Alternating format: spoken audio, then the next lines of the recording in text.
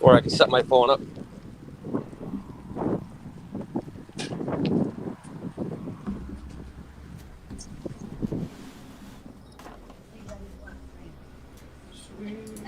Oh, I just realized I know who you are now, Allison. I looked on Twitter. There you Oh, no, are. you're fine. I know exactly who you are. Yeah, when you interact with like 1,000 different people, you get lost in a sea of faces. Yep. No, that's for sure. That's how we feel sometimes too. When we got added, I got added to a group thread that was like some personal accounts and not people's podcast accounts. And when I realized like who the real people were behind the logos, I was like, wait, I met you over here with this guy. You know, and sometimes you don't even realize where like this like the one we were just talking about with Apron Bomb, where our circles overlap. Because I met Kyle through a completely different show called Smacking It Raw, which is hosted by a Yep. buddy of mine named Matt. Also know Ritter. I also know Ritter. I've been Yeah. looking to have him, but our schedules never work out. I mean, Ritter's hard to nail down. yeah. Ritter's been one of those A1 since day ones with us. Like, he was one of our first guests we had on back when we very first started. We've always interacted with each other. Big support, like, systems on each other's shows and stuff, so. I'm going to announce you, Mike, as the HR director of all things Wrestle Talk on TikTok. That's how I put you on the poster, was the HR, the head of HR for Wrestle Talk. Because it's true. Alright, I'm going to give it about 60 more seconds and I'll roll the intro, guys, hit record, and we'll start knocking it out. Just trying to find a way where my phone won't drop. That might be better. There we go.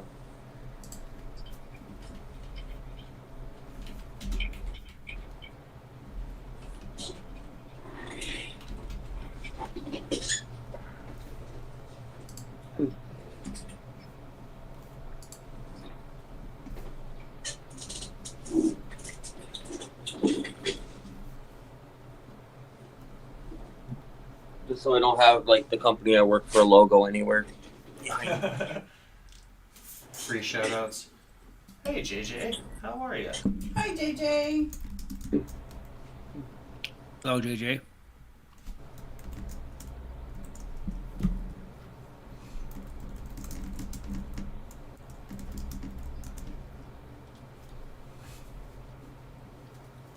Sweet. I'm gonna do the intro.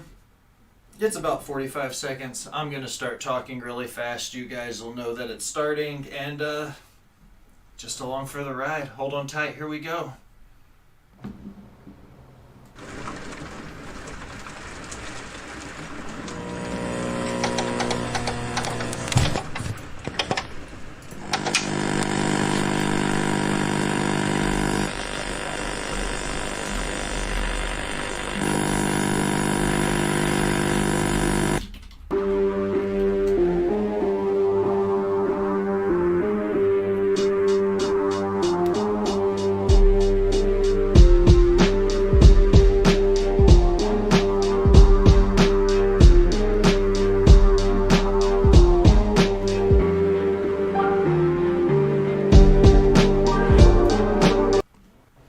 Hello to all my people, and if you're watching live, checking us out on YouTube, or listening on your favorite podcast provider, you are most definitely my people. Welcome to another episode of Botch Spots and Chair Shots. I'm your host, a chef by trade, no mark by choice. I am the Will Gray, and joining us tonight, he is part of the Wrestle Addict Radio. He is Mr. Fretz, host of the Fretzelmania podcast. Mr. Fretz, how are you? Thanks for coming on and chatting about some wrestling.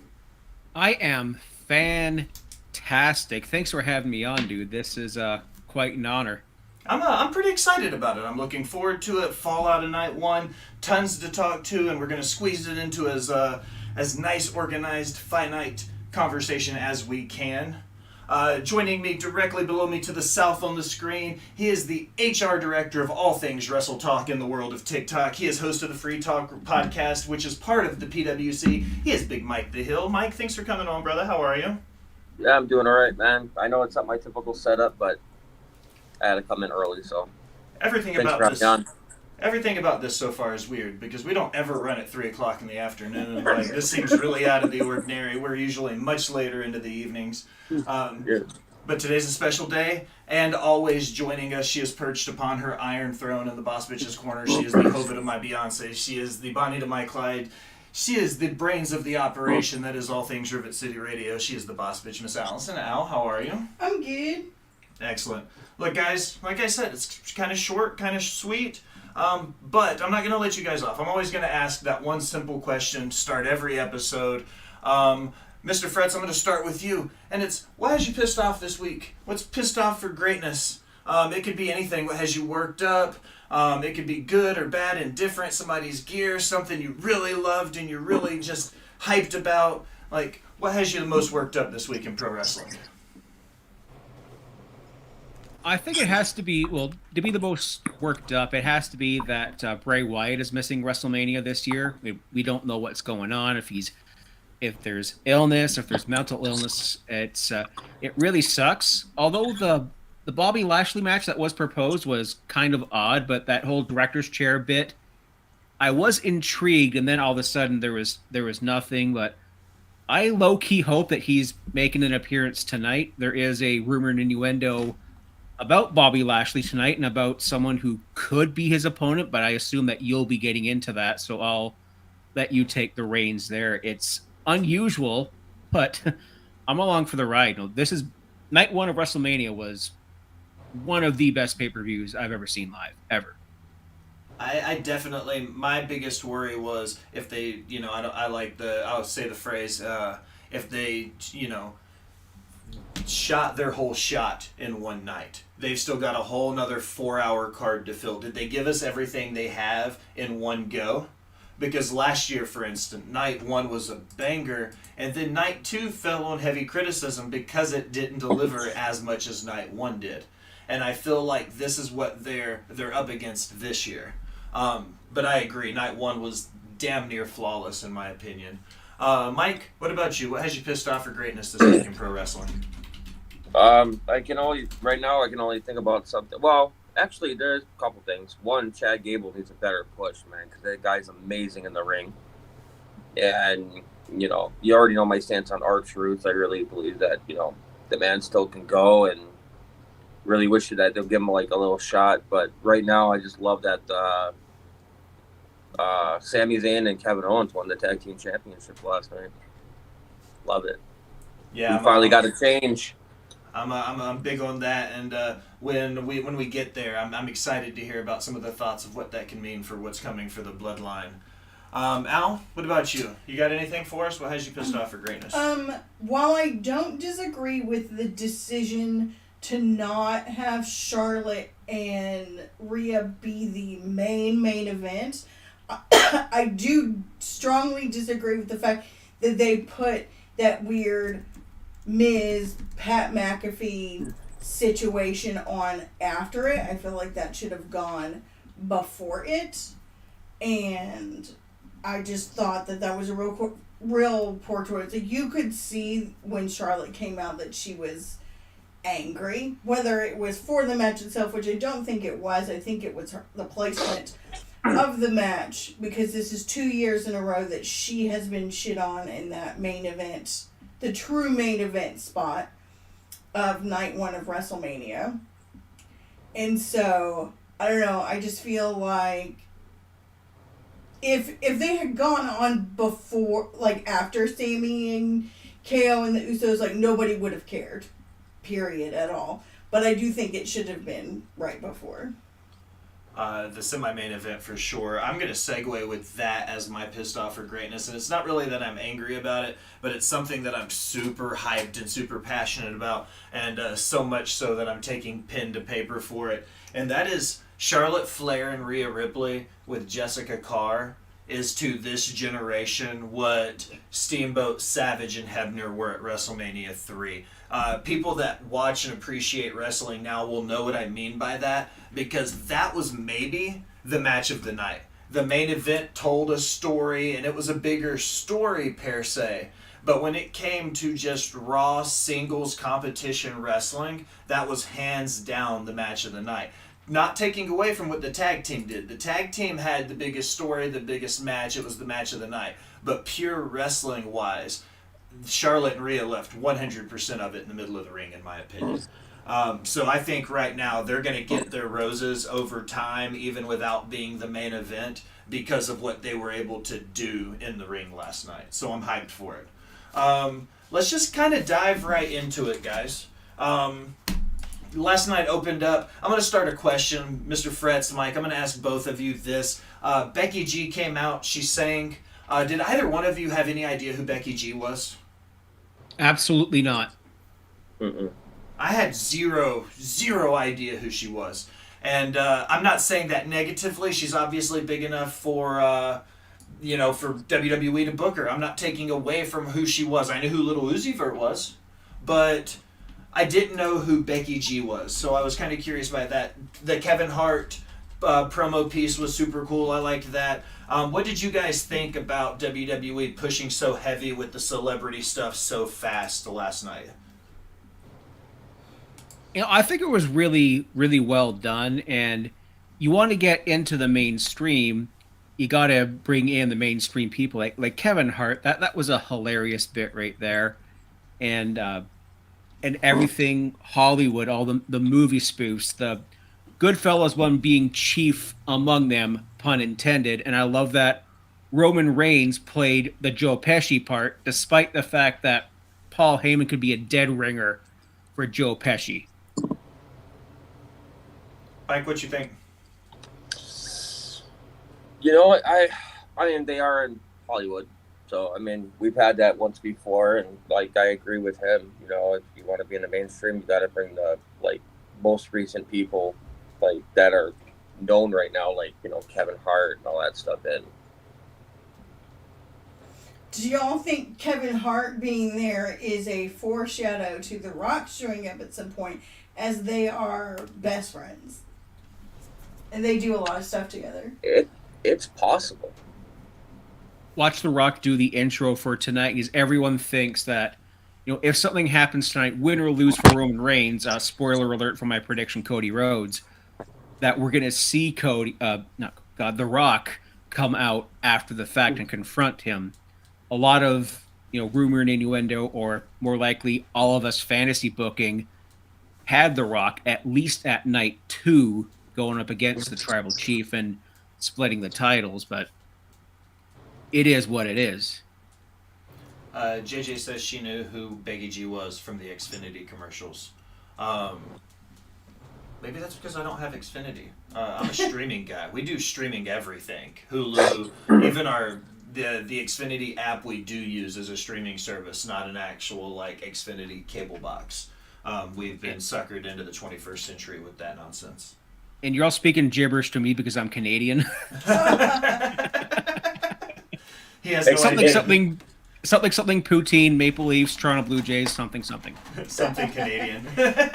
Maple syrup. What's funny is everyone shit on me for this earlier in the year, but I have been saying for the last year that there is no way that The Rock is going to show up at WrestleMania 39, despite the fact that it's in Hollywood. For me, it's just not a big enough situation for The Rock. For me, if he's going to have a match, I've always said it was going to be at 40, which it might be now. So I might go too. Yeah, I would love for him to be at 40 because we'll be in Philly for that. Diving right into the first match, we had the U.S. heavyweight title, one of the most prestigious heavyweight titles in, if you go all the way back to your JCPs, your Georgia Championship Wrestlings, that U.S. heavyweight title will always been a big major title. This match was no different. I foreshadow with the reference to Good Southern Wrestling because that's what Cena and Theory did, in my opinion. They started, Cena shines, Theory stops him, Theory gets good heat, he gets more heat, he jaw jacks to the crowd. Everything that goes into it. Cena starts his comeback, the ref bump, the visual win, then the low blow and the finish. A lot of people are giving it flack because they're saying it didn't have that big flashy WrestleMania feel, but when they got down to the nitty gritty, I said it was just a downright barn burner, classic Southern wrestling match. Mike, I'm going to let you tee off with the Cena Theory match. Fretz follow right behind him. Mike, what did you think initially about this match? As somebody who's been in the ring, do you think, when even if it is, this playing the hit, so to speak? I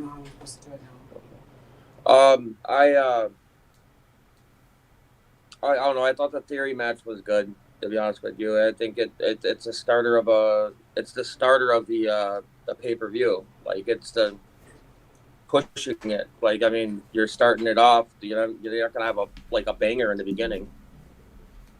Hi, But thanks, AJ, for you're stopping by. you're pushing the you're pushing Theory to be like next in line to be like your passing of the torch type thing. And they still made John Cena look strong if you think about it, because he, who else is going to get hit in the nads and like really get up? Truth. Mr. Freds, what did you think about the start match when they kicked the show off with Theory and Cena? I thought it was a very good match. It was a nice touch for John to bring out the Make-A-Wish kids. It's unfortunate that their hero did not win, but as Mike said, we are pushing A-Town down. I've been a fan of Theory since he was in Evolve. I'll have to credit King Ricky Rose from Kings of the Rings for introducing me to all these characters from that company, because he used to go to all those shows at Laboom, like all of them. And I'm insanely jealous of that. And a lot of people gave Cena flack for not really, putting it all out there. But the guy's going to be filming a movie like almost immediately. It was one shot and he's gone, and we probably won't see him till God knows when, SummerSlam. And now the sky is the limit for Theory. This is his WrestleMania. Well, he debuted. No, this is his third WrestleMania, is it not? Because he was at the COVID Mania. He was the COVID Mania. He had Pat McAfee. Yeah. He had Pat McAfee last year. Yeah, I think this just continues that upward momentum for him, retaining that title. And I'm interested to see how he goes with it now, because I kind of think that he might do something with the title, i.e. lose it tomorrow night on Raw. So maybe like a Braun Breaker, somebody who's coming up from NXT? Absolutely. That's exactly who I would have picked. Al, what'd you think, the opening match, Theory and Cena? I think it was a good match. Did it have all the bells and whistles of some of the other matches? No, but that's really Cena's style. He's not like a flashy wrestler. He doesn't do, the flippy-dippies or the jumpy-jumpies, whatever. He just, he wrestles still that old school style. So to have him do a not old school style would have made the match weird. And, it was what it was. It was a celebrity, coming back and, giving the rub to the new kid who's still having kind of a hard time getting over. They have been pushing Theory down our throats for 3 years, and he's not quite to the point that people really like him yet. And so I think getting that rub from Cena is finally going to give him that little push that he needs for people to pay attention to him. I can get behind that for the most part. I think Theory didn't have the Roman Reigns syndrome. I feel like Roman got force-fed to us for pretty much 9 consecutive years, and then it finally caught traction. I feel like Theory was lucky enough to get it after a couple years. He finally fell into place. But he has that old school mentality. He thinks like a wrestler. He talks like a wrestler. The facials that him and Cena were using in that match told 90% of that story for him with what they were doing, because of the way they interacted with each other. JJ says she saw a tweet that Adam Pearce produced the Cena Theory match, which is another... He's not one of those old school guys, but he was an NWA's World Heavyweight Champion, so he understands and appreciates Southern wrestling. Going straight into the second match, we had the Fatal 4-Way. Let's throw as many people on the card as we possibly can showcase. It was about 90 seconds before all hell broke loose. They were tossing Rico around like a bag of, like just a toy. The huge rolling German suplex by Chad Gable, the moonsault by Ivar, Braun Strowman's 350-pound ass jumped off the top rope. There was there was the big obligatory everybody suplex everybody, and Ricochet crossbodies off the top rope. They did a whole lot, but at the end, the Street Profits came out on top. Fretz, let's kick it off with you. What did you think about the tag team showcase, and did you think it was what it needed to be given how many people were in the ring at the same time? It was exactly what it needed to be. I was ready to crap all over this match because Same. you're getting people on the card, but I'm in favor of getting as many people on the card as you can. Give them a WrestleMania payday. Give them a moment. This is big exposure for them because WrestleMania is when all the marks from all over the world come together, and it's big for them. And it was a quick car crash match, and I was loving it.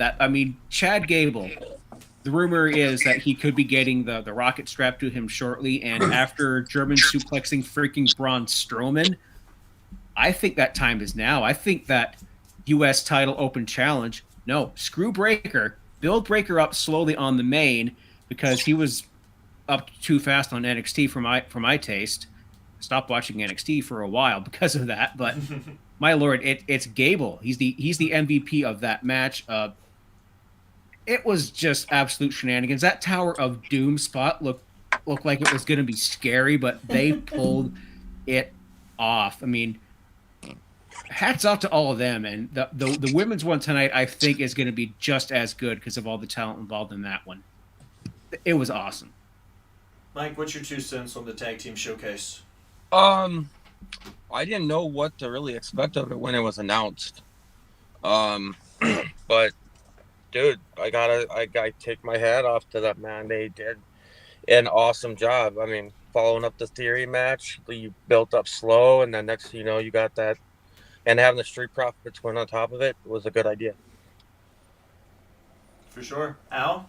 I had super low expectations for this match because honestly, they just we gotta get some more people on the card because the locker room's bitching about all the celebrities and the and all of the the legacies coming back, and there's not enough current talent on the card, so let's throw everybody into a match. Fuck it.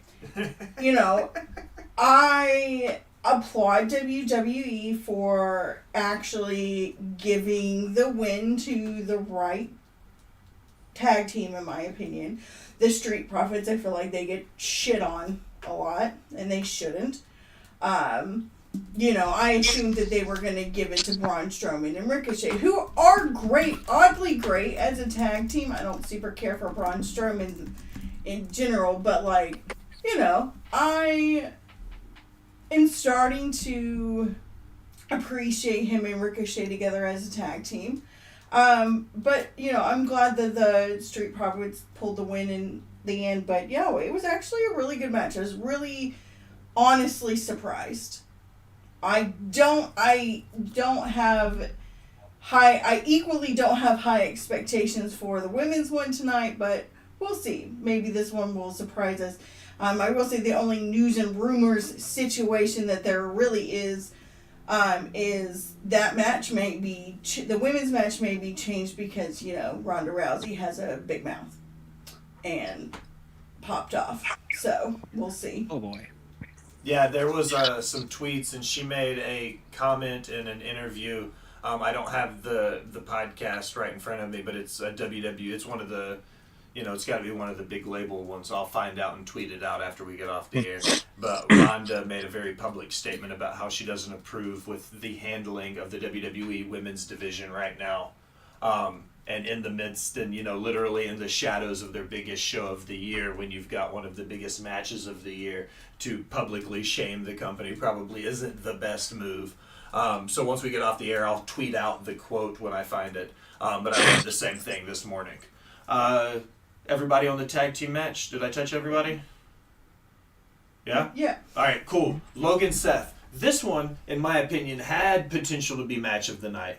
Won the LA Symphony conductor thing with the chef, out there singing Seth's. That was just cool AF. I think Seth got a bigger pop than Cena.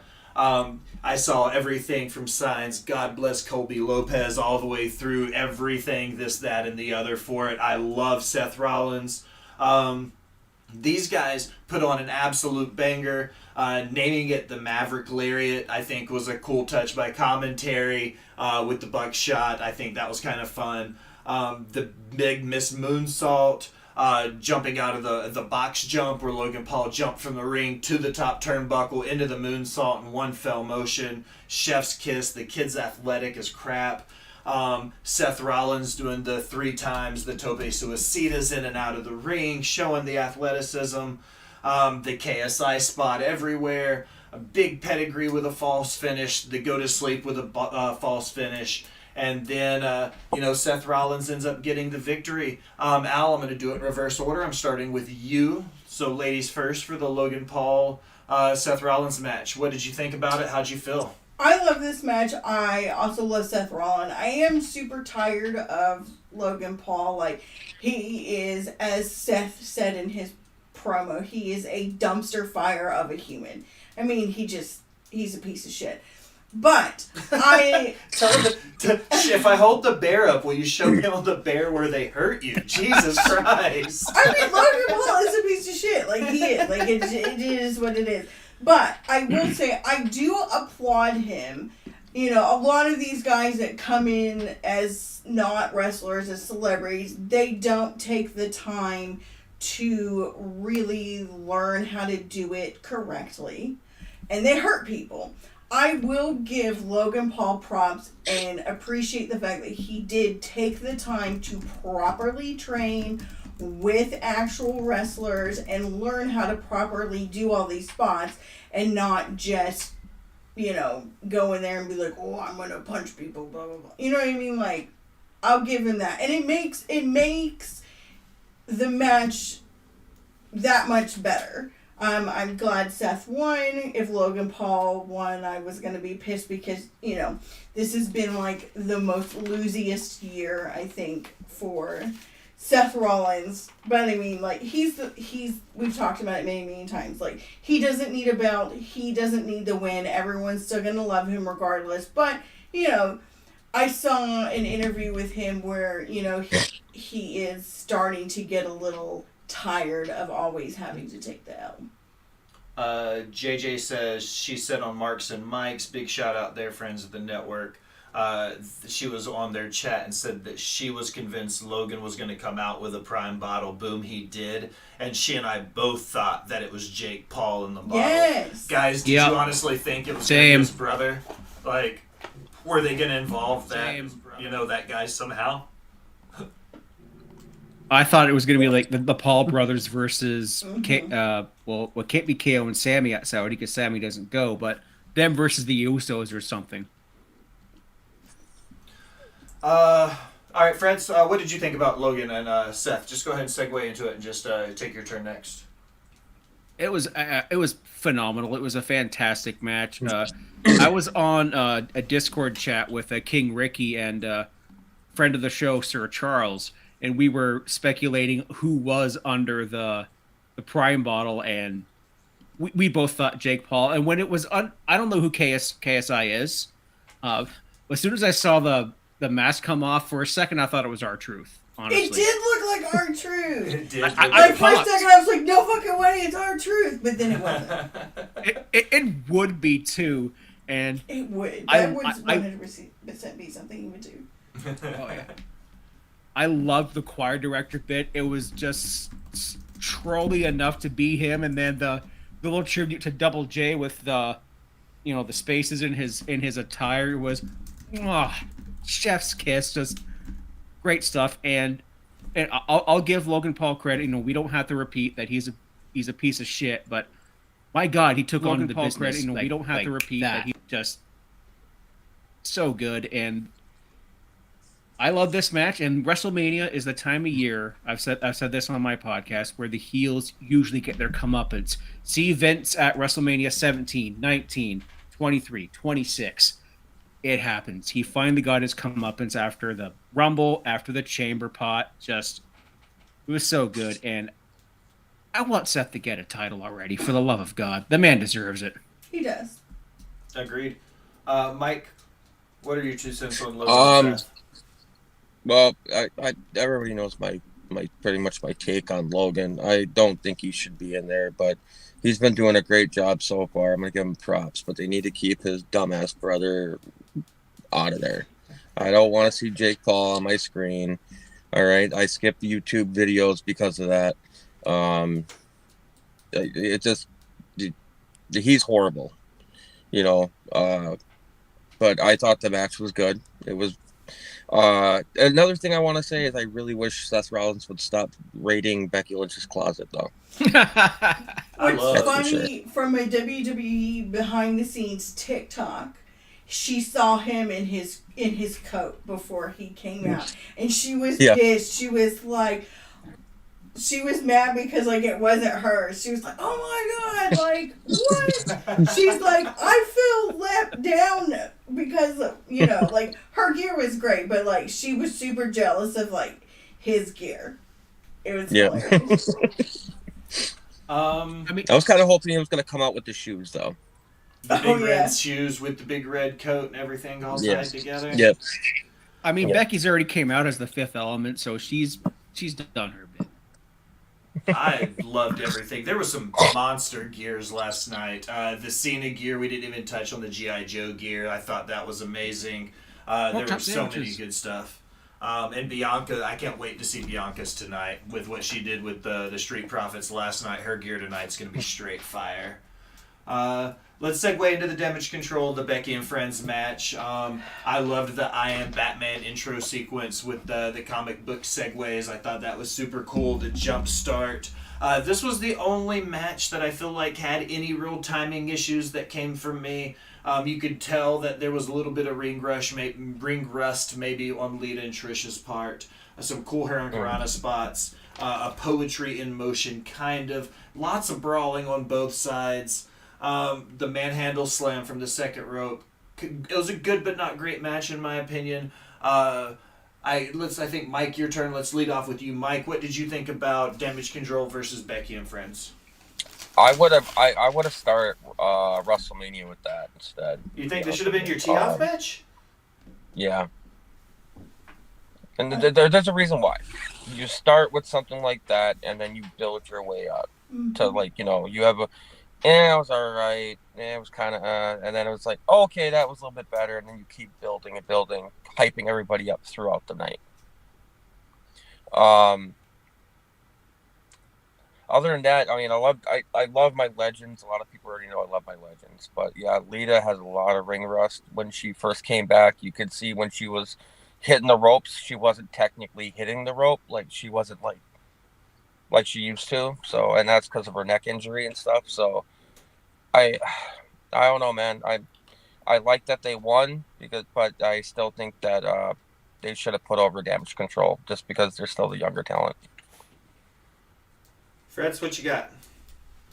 I loved the Sin City intro. That was absolutely perfect.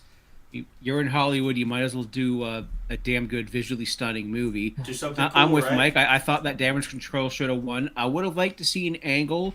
A lot of speculation as to what the plans are for SummerSlam involving Trish Stratus and Becky Lynch. I would love to see that match. I thought out of the two legends that Trish looked better in the ring, and I must say as a man here, just wow, still looks very, very good at her age. Very nice. And I thought Lita improved leaps and bounds from her appearances on Raw a couple of weeks ago. Like her head scissors didn't look so botchy, if you will, and it was a serviceable match for what it was. I thoroughly enjoyed it. I would have liked to see Damage Control go over as well. Bailey put out something on Instagram about even the most romantic stories have an end. So is she teasing retiring? Is she teasing leaving? Or as I was talking to Ricky and Charles, are we teasing going lone wolf and you leave Damage Control the Dakota Kai and Io Sky out on their own, defending the tag titles, making their own bit here. And I wouldn't mind seeing that. Maybe them as a babyface team. Bailey continues her lone wolf heel run, looking for herself, and eventually finding herself back in the title picture. Maybe a feud with Ripley. That'd be something I'd like to see.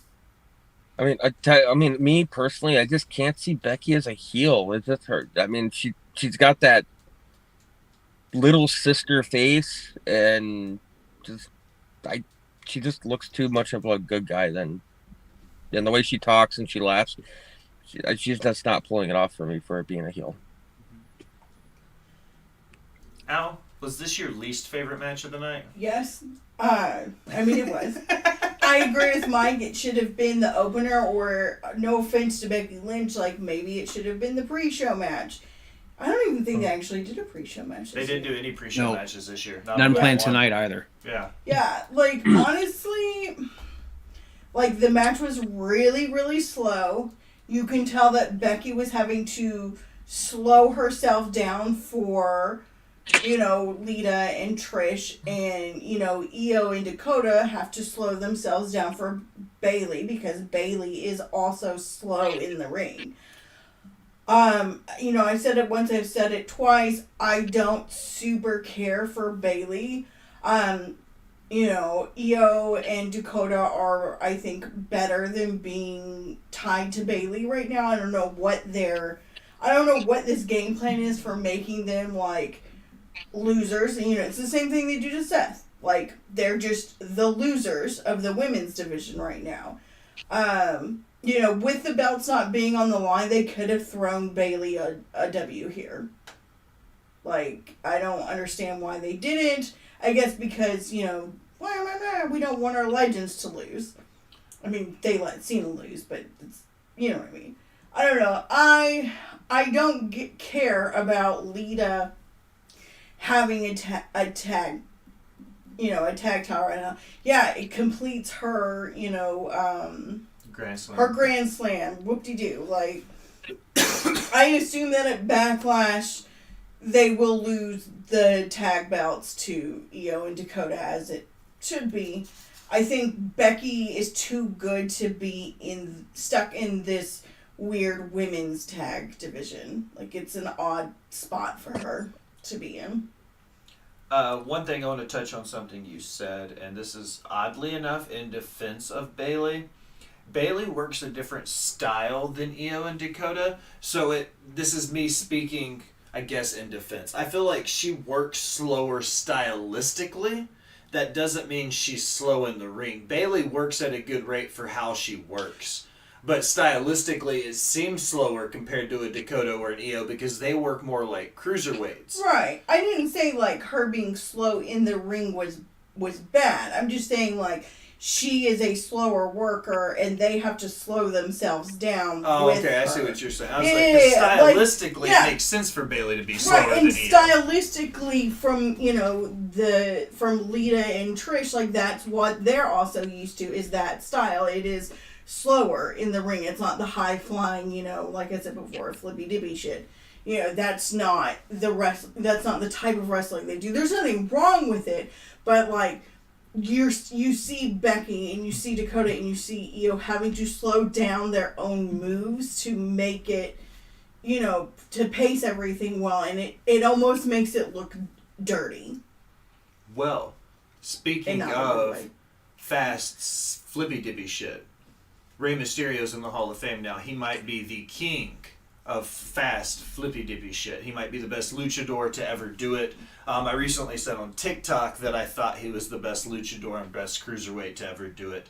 Him and Dom had what I'm assuming will be the first match in a series of at least one more, possibly 3 matches. That's my 2 cents. Bad Bunny was on the Spanish announce team. I turned on Peacock on my phone porque yo hablo español. That's muy bueno.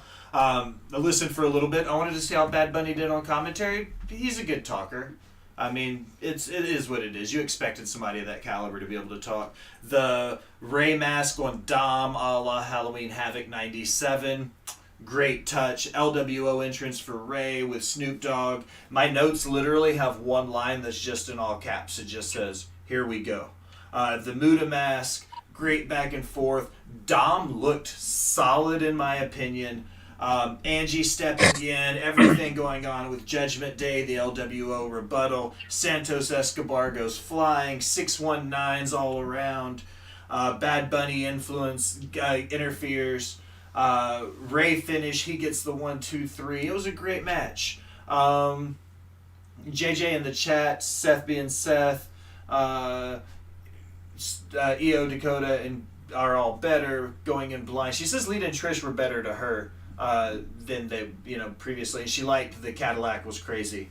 I think Mr. Fretz, let's start with you. Ray Dom, what was your opinions on the father son showdown for match number 1 between the two of them?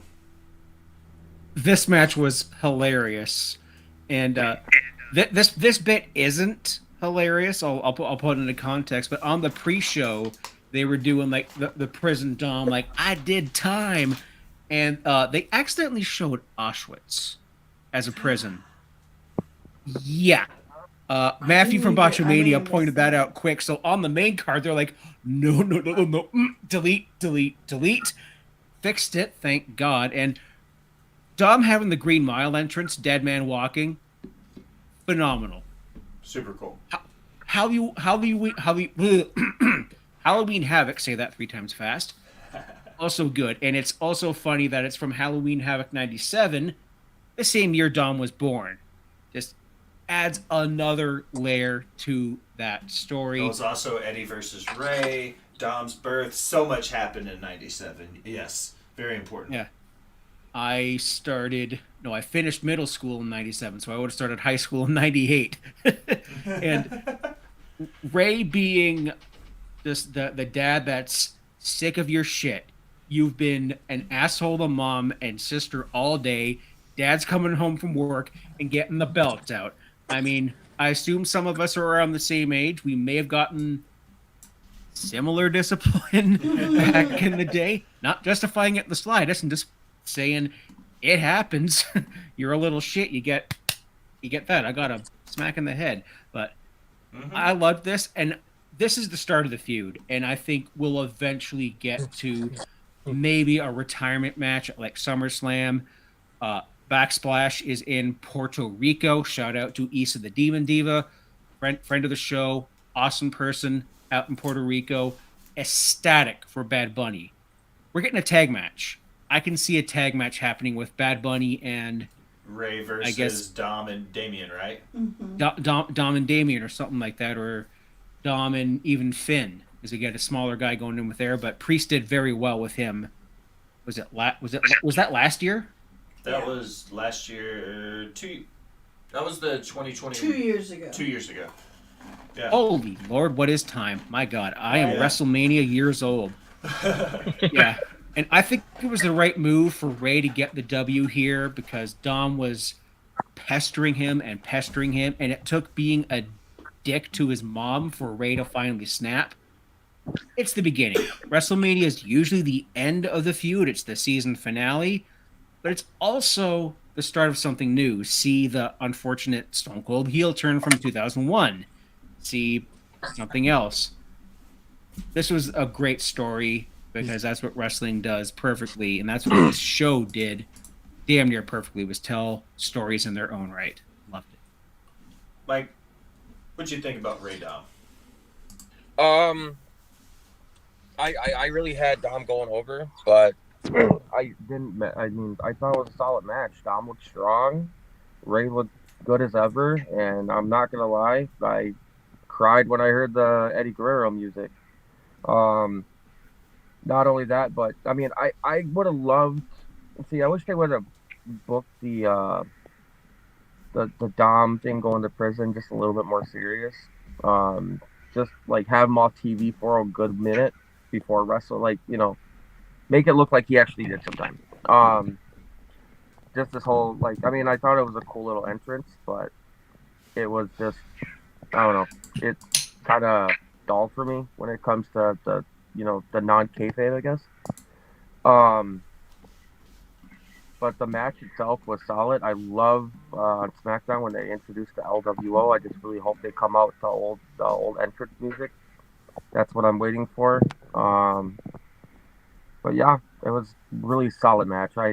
Dom looked great, and Ray did as always. Yeah. Sorry, Al disappeared and then came right back for a second. Al, your turn. What did you think about Ray and Dom? I think it was a great match. I definitely agree with what Mr. Fred said. I think this is, the beginning of a series, and I've been saying that. Everyone's like, oh, they'll never have a match. Like, Ray's not going to wrestle him. But yes, I was like, I called it. They're going to have Will's been saying it for 2 years that this was going to happen. He said if it wasn't going to happen last year, it was going to happen this year. I think they do another match in Puerto Rico at Backlash. I think Dom loses again. And then, I think, it'll continue to build. And they'll do, a third match either, probably, I wouldn't say like Money in the Bank. That's a weird one to do it. At some point, they're going to do a Mask versus Career in a Hell in a Cell. For sure. That's a big call. You shot on that? I've been saying it. Give or take the Hell in a Cell part, but they're definitely going to do a Mask versus Career, and Dom is going to win, and Ray is going to ride off into the sunset, and then, wait a couple months and officially retire in AAA. I don't think he needs to officially retire in AAA. He might do a match in Mexico. He has spent well past the majority of his career in the States wrestling for WCW. Well, you know what I mean. Like, he'll retire from WWE, and then he'll go and do some retirement stuff in AAA. I wouldn't say officially retire, but he'll go back to AAA to do a retirement there. I could see that, maybe. I don't feel like it's a necessity, but yes, I do agree. He'll probably go to Mexico and do something in Mexico, because that's where it all started, right? Yeah. Charlotte Rhea. I said what I said it needed to in my Pissed Off for Greatness when it comes a lot to this one. Al said it as well. It's 2 years in a row. Flair's got bumped. Last year it was KO, and Stone Cold this year it was for the tag team titles. First time in WrestleMania history, the ref, the ring announcer, and all the competitors were all women. Flair did lots of Flair things. Tons of trash talk from Rhea Ripley. It looks like they were going to kind of give these girls as much time as they wanted, because with us thinking it was this and then the main event as far as we knew, so we were sitting there like, are they going to give these girls damn near an hour to work? And they probably could have. The final time for the match was a shade under 24 minutes. The only match that went longer was the main event. Flair shuts down Rhea. Big release German suplex where Rhea dropped Charlotte on her face. That was a big barn burner of a match. JJ says chef's kiss. Then Flair gets the business. It goes back and forth. Weak covers were the story for Rhea Ripley through the match, and they almost made it look like if Rhea loses, it'll be the stories of her weak covers. It keeps going back and forth. The moonsaults. Charlotte gets color the hard way. A little bit of the indie spice with the back and forth, just beating the ever-loving shit out of each other. Then the Riptide with a finish. Al, it's a ladies' match. It was supposed to be the main event. I'm going to let you kick this one off. What were your opinions of Rhea Ripley and Charlotte Flair, with Rhea getting the win at WrestleMania? Honestly, I think that this was match of the night. Both women came to play, and they played hard. It was a beautiful match.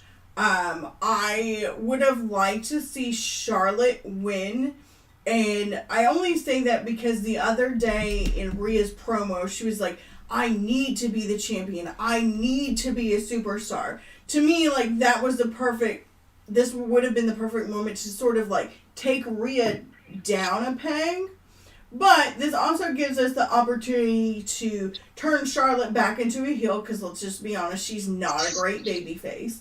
I mean, people are going to cheer her regardless, but she's just not a baby face. It just doesn't suit her. But no, like, both women did absolutely amazing. You can see at the end of the match where Charlotte broke character and she was smiling because she was happy for Rhea, because, you know, It was a hell of a match. Yeah, I would and have been happy Rhea about it. deserves this. She's gotten shit on with her last, with her last title reign in Raw. She got shit on. This is she is the first true women's Grand Slam champion, because she's the only woman to have also held the NXT UK women's title. So, I think this is a great move for Rhea. She's an incredible athlete and an incredible superstar. I'm ready for the Judgment Day to be done so she can kind of do her own thing and get rid of little baby Dom, because it's annoying to me at this point. I'd like to see her. I'm fine with her continuing to be a heel, but I think it's time for her to do her own thing. Mike, what you got on Miss Flair? She kind of took the words right out of my mouth. Yeah, she's like the only true Grand Slam champion. I thought the match was amazing. Like, that's, originally I really thought maybe when we were doing our predictions, I really thought that should have been the opener, but I'm happy it wasn't, because it was an amazing match. There's no takeaways from it. They left it. The best way to put it is they left it all in the ring. 100%. Yeah. Mr. Fretz, what'd you have on the SmackDown Women's Titles match? Everyone they've already said it best. I love the touch of the camera unintentionally catching Charlotte going like, yeah, you got your moment. You got it. You got me. And as to what Ali said, it would have been a glorious troll job if Charlotte beat her at Mania again. And then, okay, hot shot the belt on Monday Night Raw. Why not? Or SmackDown. In the in-ring perspective, this was the best match of the night. Mm-hmm. Like, in the in-ring. Storytelling, well, that's the next one, obviously, for me. But my God, that German suplex bit was scary. Like, even Yes, Corey it was. Graves on commentary was just like, yikes. Just, Yeah. oof. They left it all out in the ring, and they're like, okay, we're not main eventing. We're just gonna go hell for leather here. We're just gonna take lumps out of each other, take years off of our lives and careers. No big deal. I love that Ripley. I remember there was only like a couple of NXT UK women's champions. There was her, Toni Storm, Kaylee Ray. Well, Kaylee Ray, Alba Fire, whatever the heck you want to call her. She's on her way to getting that Triple Crown and could get there someday. For sure. In ring, I absolutely loved this match. My jaw was on the floor the whole time. That Brett's rope, Riptide, because it's the most dangerous rope. Shout out to OSW. Damn good. JJ said it best. She said Charlotte actually sold to someone. It's very rare that she gives respect in ring to another woman. It's true. It takes a lot for Charlotte Flair to give a shit about you and to want to work with you and sell for you. Because she, we've seen her in the past with Nia Jax, like, no sell the shit out of stuff. But, Charlotte is, in my opinion, the best woman right now. She is and will be, by the end of it, one of the best to ever do it in the women's division. I think that people shit on her a lot because she's a Flair, blah, blah, but she works really hard. But no, if Charlotte sells for you, that means a lot, and that's like that would be like getting the rub from, Roman or Cena or somebody like that to get the rub from Charlotte that she's gonna sell for you. Agreed. And she's a legacy too, like Yeah. daughter of a legend. She, of course, like her respect is huge. Yes. Dad Hat says last night texting Will solidified that he and I are the same person with our wrestling thoughts and opinions. Yeah, every time I would text Dad Hat, he would respond within just a couple minutes of being like, "Yep," or it would be vice versa. He'd send something to me, and I'd be like, "Yep." I don't really have a much to say. There was the whole Miz and Pat McAfee, that whole thing. Big lariats, kind of a squash match, seemed kind of unnecessary. Kind of cool to see McAfee. He's not back, but he's back. He's going to make appearances. This match was less than 5 minutes, but because they rang a bell and counted it, it really fucked the average up on the night because I graded it like a real match and it was just kind of a shit show. Freds, did you have anything to say about the whole Miz McAfee interaction? I popped, honestly. I really popped. I love Pat McAfee. Oh, Pat once in a blue McAfee, yes, loved seeing him just on the match. Yeah, I mean, it was like Rock versus Eric Redbeard from a few years ago. Just, unnecessary, but you got Pat on the card. You got his moment. Michael Cole flipping his shit. It was That's fun. always fun. Mike, what did you think about McAfee showing up? I say it was a filler. That's it. Just a filler. Give the crowd time to breathe before the main event went out? Yeah. Yep. It was like, oh my god, we had a hell of a match. Now it's gonna let them calm down before this one, so you're not overwhelmed with it. I popped for Pat, and I also think it was just another way to be able to have Snoop go in the ring and sit there and say something. That was all it was. It was a filler for Snoop and Pat to come out. That was it, and a calm down for everybody. But that's it. Al, how pissed were you when you found out not only were they not the main event, they weren't even the semi-main event? I agree that there needed to be some cool down, but they could have done, they didn't have to make it a match. Like, they could have just all come out, Snoop Dogg could have come out and done a thing and blah, blah, blah, and that would be the end of it. Like, there didn't need to be this little miniature bullshit, I don't give a fuck match. This match was to make the Miz happy so that he could say I got to wrestle on Mania because, they gave him that bullshit host of WrestleMania spot that they give to the person that, we want to kind of make you happy, but we're still going to shit on you at the same time. Is the Miz slowly becoming Titus O'Neil? Yes. Ooh. They're sending Miz out to do all these things. They have him doing reality shows. They're doing the same thing to Alexa Bliss again. She just did Masked Singer. Jericho was on Masked Singer. Oh shit, WWE's got to have somebody on Masked Singer. They had Miz on Dancing with the Stars, and Miz does, a couple other things. He has his own reality show. Miz is a jack of all trades. He is, and he should be using the ring. I don't know if it's his choice or their choice to keep him from doing a whole lot of in-ring work. I don't really know, a lot about his injury history and what have you, but it's more so they're using him more as a spokesman for the company than they are in-ring, because he's still, he's on TV every week, but it's always talk show stuff. He's never actually wrestling. Yeah. They should just move him to commentary, honestly, at this point. I think that would be a good place for him.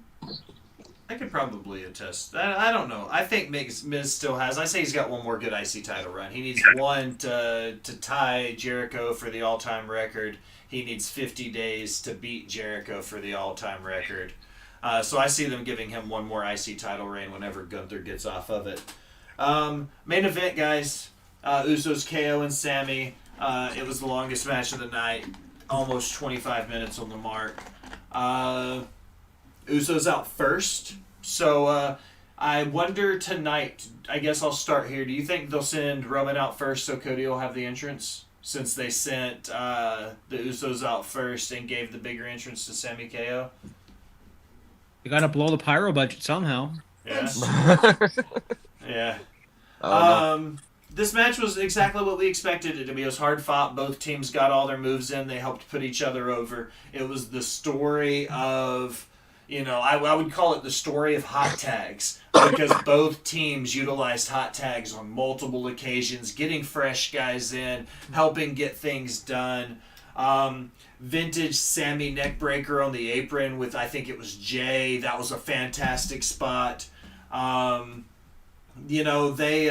They talk about the tag team dominance and the Uso, and then they talk about Steen and Generico, which I thought was also primo. They gave PWG their roses. They talked about Steen and Generico. They brought it over. big Uso splash from Sammy. Then they hit the Helluva Kick on Sammy later, so we see the back and forth with finishers. Exploder suplex. We saw every move you could possibly see. The stunner, Helluva Kick finish, and he just keeps pounding them in until they finally get it. 1, 2, 3. Sammy and KO are now the undisputed tag team champions. Mike, tee off the main event. What does it mean for us to see the belts come off the bloodline for the first time in, 2.5 years? It feels like the Usos have been tag champs for a long time. It's needed because the bloodline storyline's not stale. It's the title reign. Most people know that I'm the Attitude Era kind of guy where I love seeing 6-7 guys go after these championships and being able to see different champions. This guy held it for 3 months, maybe 4 months, maybe 6 months. I love that stuff. I like seeing different people be champions, not the same champion. I understand we used to have that back in the day with Bruno and all that stuff, but to me, that stuff doesn't work anymore. With the match itself, man, just like the Rhea and Charlotte, this is the first time I've seen storytelling in the ring with their bodies and everything that they did. They told a story in the ring, and I loved every second of it. I was on the edge of my seat with this match the whole time. I was like, oh, they're going to lose. Great. And then next thing, nope. And then, yeah. So I loved that match, every second of it. Fritz, what'd you think about the tag title match? Beaming with Canadian pride, for one thing. Just seeing two of my absolute favorite fellow countrymen in the main event. I'm just going to say it out there. This is the match that should have been there. No disrespect to the women. I mean, in the past, we've seen women get deservedly the main event spot. This, from the storytelling perspective, has been the overarching theme of all of WWE for at least the past 2 years. It has been phenomenal. And, Sammy, a lot of people are like, oh, Sami Zayn's on a main eventer. Montreal, Elimination Chamber, and right here. And as Cody Rhodes says, you finish your story, then I'm going to finish mine. So the crumbling is starting on the bloodline. And a lot of people like, hey, wouldn't it be nice if Roman Reigns got 1,000 days? Stop it now. No. And like Charlotte Rhea before it, they had me. Like I thought Charlotte had, there was one spot in that match, I can't remember exactly where it was, that near fall, they had me. The 1D, it had me. Friggin' Jey Uso pressing A and B and No Mercy, using Move Thief, hell of a kick, had me. And then it happened. I mean, that's all I can say. It's kind of a loss for words kind of thing. I had to keep my screaming to a minimum because I don't live by myself. And my mother's in the other room right now, and there's a tenant in the other half of this townhouse. I had to do one of those silent screaming kind of bits. Yeah. Except when the Maple Leafs score, then I just go fucking nuts as it is. Playoffs are beginning, and I'm incredibly anxious. Perfection. This match, perfection. Agreed. The story here, everything about the bloodline building for the last 2 years gave us this. And Mike was right. This doesn't have to be the end of the bloodline story. It's just the end of the title reign, so to speak. Al, what are your 2 cents on the main event? I think that it was amazing. Story-wise, yes, it definitely needed to be the last thing. I said it. No disrespect to the women, but it needed to be the last thing to happen. I think that the Usos are the hardest working people on WWE's roster, hands down. They are, not only have they for the last 6 months have done SmackDown every week, they have also done Raw every single week. They've had 2 matches every single week for months and months and months. It is time for these gentlemen to take a much deserved break. Roman too. I mean, I know Roman's been part-time, but he wants to step away for a while. It's Jimmy and Jay deserve to have a break and not have to, be on all the time. They have very much earned it. It was an amazing story. I wish that there had been, and there still is time for it tonight. My prediction of a double turn for Jay to still turn on Roman and go back to Sammy and KO. It can still happen. Yeah, like it's time for Jay Uso to give the push that he is deserved in a singles run. All right, I think that's everybody, right? Yep. All right, Mike, I know you're at work. You're about to have to go. One more question before we plug it and go home. I'll let you start first. What's your biggest prediction for night 2, and who do you have in the main event? It's 50-50. I mean, do you stick with business-wise and let Roman go to 1,000? Or do you play out the boyhood dream winning the title for Dusty? It's 50-50, man, at this point. It's a tough call. Yep. All right, do you have a prediction for me? I knew somebody debuting, somebody coming back. Anything? Me? Did you say Mike? Me? Oh, Mike. Oh, me? Yeah. It might be interesting if The Rock does show up. If it's maybe the Usos, going down there and they're trying to keep Roman from keeping the championship, and then next thing you know, Rock comes down and they think they're on his side and he just rock bottoms them. I don't know. I mean, it's possible. Anything's possible at this point in time.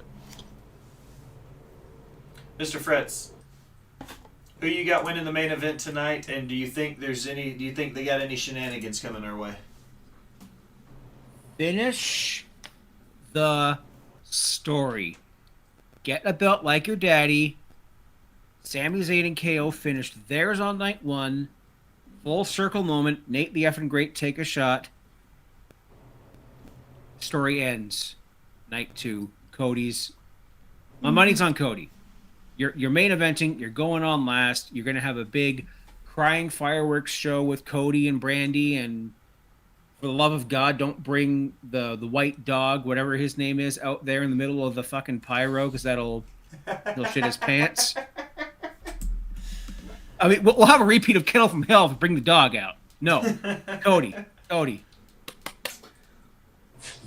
Cody's going to bring it home. Al? Oh, wait, Fritz, you got a prediction for me. Anything wild coming? Well, I think we're going to see an appearance of one L.A. Knight. Yeah. Yeah. Do you think he's going to be Lashley? If they do the open challenge with Lashley, do you think that's who it's going to be? I mean, if it's not fucking KSI, it has to be L.A. Knight. No. KSI had his bit getting frog splashed in the most comfy way possible. I've worn the mascot suit. They're pretty soft, but they're hot as hell.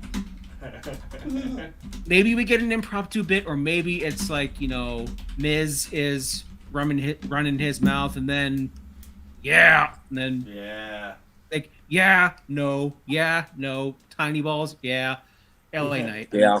He said you can't have a LA WrestleMania without LA Knight. He'll do something. Not a match, but something. All right, Al, it's your turn. Who you got in the main event, and are there any shenanigans coming our way? So I think Cody's going to win it. I want to read something that I said the other day. Backstory, my sister teaches middle school. And one of her students asked her to ask me, because they know I have a podcast, who I thought was going to win. And I said Cody, and he said why. And then he also mentioned, but don't, the whole thing about the 1,000 days. And I said, This is what I said back to him. I said, the 1,000 days is a milestone, but it still wouldn't break the record, which was set, we all know, by Bruno Sammartino, who had it for 2,803 days. The story of Cody winning at his first ever WrestleMania main event and winning the belt his father and brother never won is a bigger story than the 1,000 days. Cody winning will give the prestige back to the Rhodes name and honor the legacy of Dusty.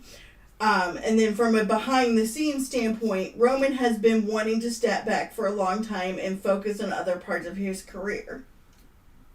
So you've got Cody. So I have Cody. Honestly, like, we maybe see a Bray situation. You know, Bray is in LA. Alexa has made it abundantly clear that she is in LA. You know, unfortunately, her story and Nikki's story and some of these other people who we don't know are behind the mask, all their stories are tied into Bray. So if Bray is just being pissy pants again and taking his ball and going home, like, you know, it's kind of shitty because he needs, like, from a, like, I get, like, from, you know, if mental health, you know, that's number one, but, like, if you're just being whiny about creative or whatever, like, think about the other people whose stories are tied into your stories, and if you get pissy and just leave, like, you're fucking over all of these people that have worked hard to be part of your story because you wanted them to be part of your story. So, I don't know, I'm curious to see what happens with that. JJ, you know, said Orton is rumored. You know, we've been hearing rumors for months that Orton is having gear made and what have you. So, you know, maybe we see him. You know, I was surprised that there wasn't really any returns last night. Like, you know, usually night one has surprises and things like that, but they're really, I wouldn't really call Pat McAfee a surprise. You know, so I'm interested for what's happening tonight, since not a lot extra happened yesterday. All right, guys, we did it. We made it through the card. We did the quick rundown. I told you about an hour. We went about an hour 10. I'm going to let you lead off, Mr. Freds. Plug your stuff. Tell everybody what's going on over at Fretzelmania. Put yourself over and where to find you. Well, you can find me on all my social medias at Fretzelmania. That's FRETZLE Mania. I mostly been reviewing the Ruthless Aggression era right now. I'm in just after WrestleMania 19. I actually just recorded that with my good brother, also on the War Network, Nate the Effin' Great of Brace for Impact. We reviewed WrestleMania 19 together. It's coming out on the 14th because this week I'm talking about WrestleMania 39. WrestleAddict Radio is also where you can find Kings of the Rings podcast, where you can find the Young Lions Perspective, and of course, WrestleMania and Brace for Impact, The Cure for the Common Wrestling Podcast, Addict_Wrestle on Twitter, Wrestle Addict Radio on all other socials. You had King Ricky on there recently. Very good man, very good friend, and yeah, I dabble in other stuff. Like I'll go back and do like a show from the 90s once in a while. It's what I'm feeling. I'm a retro guy. Mike, what's going on over at Free Talk Wrestling and the Panda Wrestling Company? Yeah, not much. We switched over to Thursdays at 10 o'clock, I think it's Eastern time, or 9 o'clock Eastern time, 10 o'clock. So I don't know. They keep switching the times on me. But yeah, you can find me on All Wrestling for Life on TikTok, on now Clapper. I'm on Twitter, Instagram, and then of course on the Panda Wrestling Company with Free Talk Wrestling on Thursdays, and that's pretty much it. I'm allergic to Clapper. I only got it because just in case. No, I messed up my joke. I was going to say something about can't going on Clapper because I'm allergic to penicillin. I fucked my joke up. Never mind. Jesus. Allison, plug your stuff. Tell everybody what's going on. What's Clapper? It's a new TikTok app where you can go live as soon as you get it. You don't have to... thanks, JJ. Thanks for stopping by. You don't have to have any following limits before you can go live over there. You can just... It's kind of a blend between Twitch and TikTok. Interesting. And you don't need the clap. I thought it was that light that you could turn off by clapping back in the day. You're about the same age Clap as I on. am. I remember the clapper. I'm 39 in like less than a month, so yeah. I'm 38 38. later this year. Yeah, we're about the same. Al, what you got? You can find me at justagirl918 on the Twitters and TikTokies. I say it every week. I'm going to do a comic. I really am going to do a comic this time. I actually have a good idea. For one, I've just had comic block for a while. So, yeah, we're going to do that. I'm hoping by the end of... What month is it? Is it April? Yeah. I'm hoping by the end of April to launch the Boss Bitch Power Hour. Yeah, things are busy. I'm getting behind. So, yeah. Well, guys, I appreciate it very much. It was a lot of fun to run down and recap night one. Programming notes, check us out. We'll probably be going live at some point tomorrow to recap night two before Raw. I'm going to try to get some guys back on. We'll kind of run down night two. We've got Dirty Belly tomorrow morning at 11 a.m. We're going to be, the chefs are going to be breaking down Easter brunch, so that's kind of cool. We got trivia on Thursday night. Kai Tai is going to make a triumphant return to defend his trivia title. Shout outs, follow TGN and Super Beard and Self Bet and Dad Hat and all those guys. Follow Creation Conversations, Lord Cussalot, Travis Pointer, SES Vince, MATTRIDDER, Matt Ritter, Katie Wrestling 13. Follow all my friends. But now as we close another episode of Botch Spots and Share Shots, I'll take a minute. Thank you for listening. Remind you to go wherever you do anything on the internet. Like, follow, subscribe, unsubscribe, then subscribe again. Leave a comment telling me how great I am or how terrible I sound. Either way, it helps the algorithm and it helps find new listeners. If you're feeling really generous to be one of the VIP people, head over to patreon.com and donate to the Rivet City Radio Podcast Network. You get some fantastic swag. We get some fantastic guests. It's a win. Win for Mr. Fretz at the Fretzlemania Podcast, for Big Mike the Hill from Panda Wrestling Company, and for the boss bitch Miss Allison Siegel. I am the Will Gray. Thanks for stopping by and listening, my people.